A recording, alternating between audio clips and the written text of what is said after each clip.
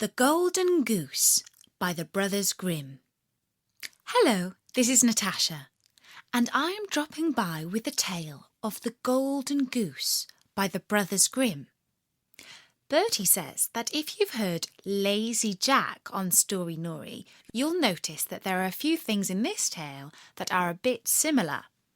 But in other ways, it's also quite different. So see if you can spot what's the same and what's not. Once upon a time, there lived a woodcutter and his wife who had 3 sons. The eldest 2 were strong and tall, and their mother and father were always telling them how handsome and clever they were. But the youngest son was, to tell you the truth, just a bit simple in the head. He wasn't very tall, and he wasn't very strong, and his family thought he was good for nothing. They hardly ever called him by his real name, but instead they gave him a cruel nickname.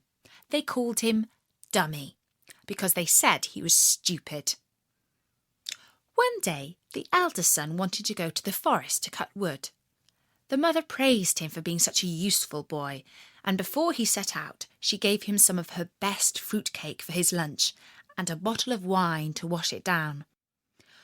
While the boy was walking through the forest, he met a little grey old man who said to him, "Do give me a little piece of your cake and a swig of your wine. I'm so terribly hungry and thirsty." And the eldest son replied, "Be off with you, you filthy old beggar!" And the little grey old man went away, but not without taking his revenge. He put a curse on the boy, so that when he started to cut down a tree, his axe slipped and went into his leg. The boy limped home to his mother, who washed his wound and bandaged him. The next day, the second eldest son went out into the forest to cut wood. Before he set out, his mother praised him for being such a useful boy, but especially asked him to be careful with the axe, so as not to have a nasty accident like his brother. The boy promised not to be careless, and his mother gave him some of her best sponge cake for his lunch, and a bottle of wine to wash it down with.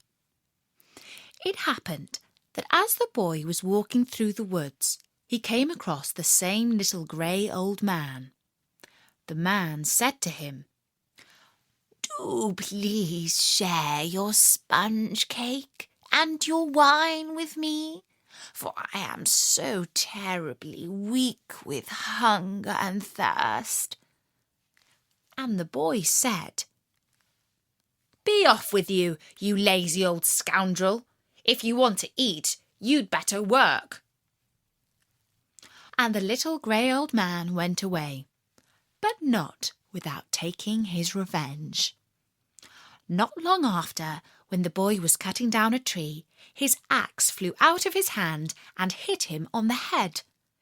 He crawled home to his mother, who bandaged up his wound and asked him why he had not kept his promise to be more careful. For the rest of the week, the 2 eldest sons were both lying in bed recovering from their wounds. The father said to the 3rd and youngest son, "Get on your feet, you lazy dummy. Why are you sitting around doing nothing when both brothers are hurt and unable to work? Get out to the forest and cut some wood, if you're not too stupid to do that." The mother laughed at him and said, "It's more likely that Dummy will cut his own head off, but it won't be much of a loss to anyone." And before he left, she gave him some cake that she had burnt almost to a crust in the oven, and a bottle of sour beer to wash it down.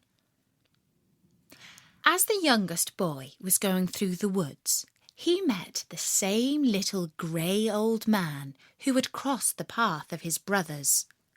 The man said to him, do please share some of your cake and beer with me?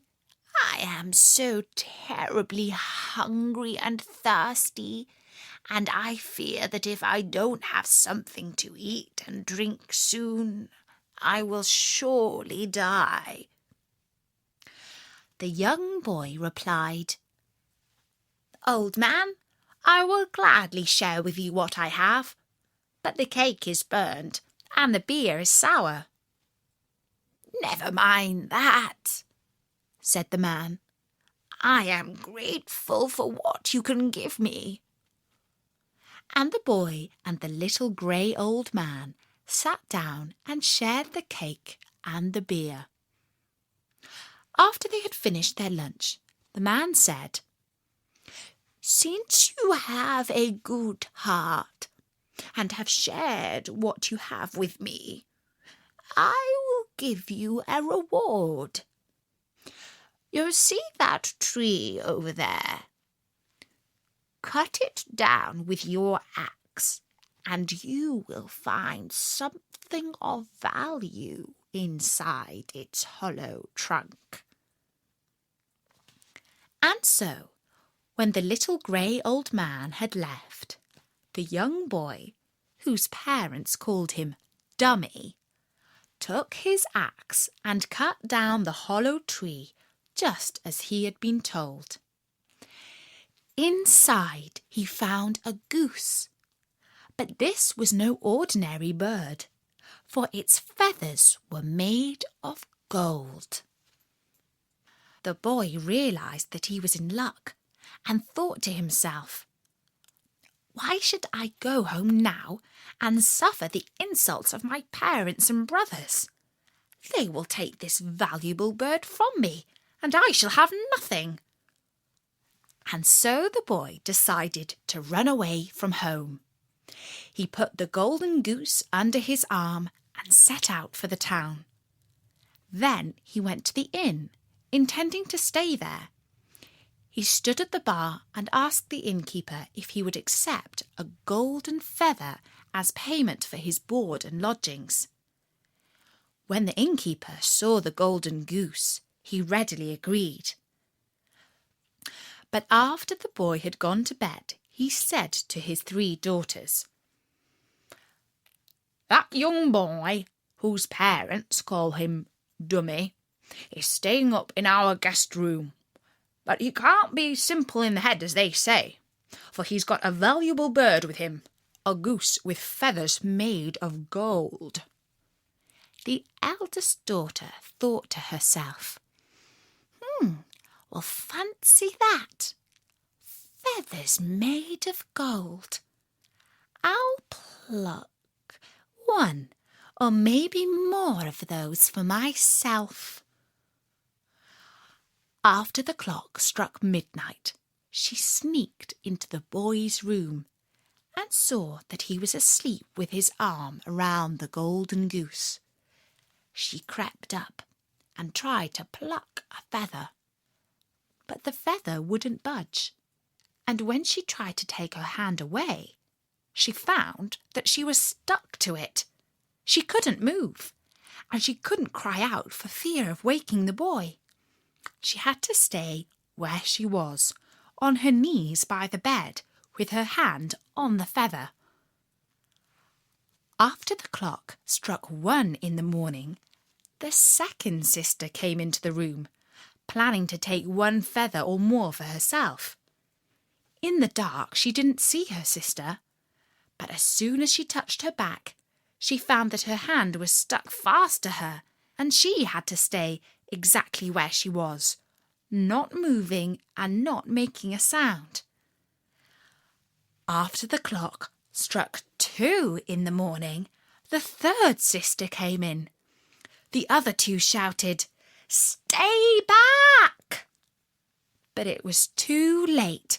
She reached out, hoping to steal the feather, and found that her hand was stuck to the middle sister. The boy and the goose slept soundly through all of this. In the morning, the boy got up, paid his bill with the golden feather, and left the inn with the goose under his arm. The sisters had no choice but to follow on behind him. A pretty procession they made. Along the way they met the bishop. "What a sight!" he exclaimed. "It's hardly right for 3 young women to follow a boy round like that." And as the girls went past, he tapped the youngest on the shoulder. In doing so, he found that he was also stuck to her and had to follow. Further up the road, they met a police sergeant. The bishop called out to him, "Sergeant, help me get free from this young woman's shoulder. I'm stuck to her, and people are bound to start all kind of gossip about it." The police sergeant tried to pull the bishop free, but in doing so he found that both his hands stuck to his waist, and he had to follow along with the procession too. At the top of the road they met the mayor. "What's this town coming to?" cried the mayor. "The bishop and the police sergeant following 3 young girls who are following a young boy, all holding on to each other in a most unseemly fashion. Have they all gone mad?" As he spoke, he tried to pull the police sergeant and the bishop away, but in doing so, he found that he was stuck to both of them and had to follow on. The boy led the little line of townspeople up along the road, and at the top of the hill they passed the king's palace. Now the king's daughter was very beautiful, but she had the saddest face in the whole wide world. She had never laughed and not even once smiled. The king was so troubled by the young princess's unhappiness that he had made a special law. Whosoever could make her laugh and smile would win her hand in marriage. But the truth was that nothing very funny ever happened inside the royal palace. All the king's servants and advisers were far too high and mighty to understand what would make a young girl laugh, or indeed to allow anything amusing to happen at all. As the boy, known as Dummy, went past the palace, he still held the Golden Goose under his arm, and he was followed by the innkeeper's 3 daughters, the bishop, the police sergeant, and the mayor. The princess looked out and saw the important people in their uniforms being tugged along behind 3 girls and a boy with a goose, and she thought that it was the first thing she had seen in her life that was truly funny. She burst out laughing and ran, still giggling, to her father to tell him all about what she had seen. When the king looked out of his window and saw the procession, he couldn't help laughing himself. He sent for his guards and told them to bring the boy and his followers directly to him. When the boy entered the king's chamber with the followers behind him, the mayor, the bishop, and the policeman all called out angrily that he should pay for his crime with his head. The king, still laughing, said that on the contrary, he would be rewarded with the hand in marriage of his daughter, the princess. For an entire week after that, the innkeeper's 3 daughters, the bishop, the policeman, and the mayor were all stuck to the Golden Goose and to one another. And while they were stuck, all the townspeople and the whole court laughed and smiled at them. And the boy, whose family called him Dummy, married the princess and inherited the kingdom. He lived with his beautiful wife, and they had 6 happy, smiling children, and the palace was often filled with laughter. And that was the story of the Golden Goose by the Brothers Grimm. And don't forget, there are loads more stories on storynori.com. So until next time, from me, Natasha, bye-bye!